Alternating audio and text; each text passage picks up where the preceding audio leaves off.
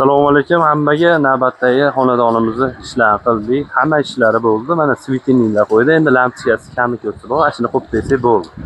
Naveslar kelsa 10 stoka high-tech usulda bo'ldi. Tevalar Lexan, bunni yo'llari lazer bo'ldi. O'ta chiroyli chiqdi.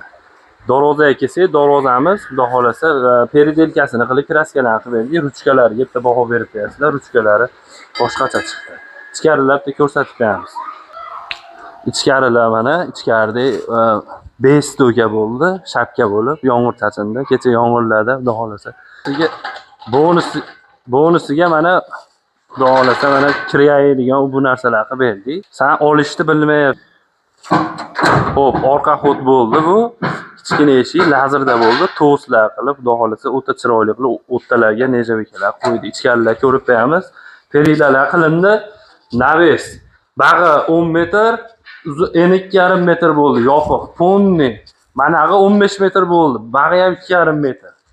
Tandir, o'choq, metda xudo xolasa kami ko'rsa bor, ustakalarimiz ishlayapti. Bulardan ancha ishi bor ekan. Kimga shunaqa xizmatlar bo'lsa, darvoza, perila, so'rta, naves, bisetga aloqaga chiqaverasizlar. Xudo xolasa xizmatdamiz. Kimga zarur bo'lsa, taklif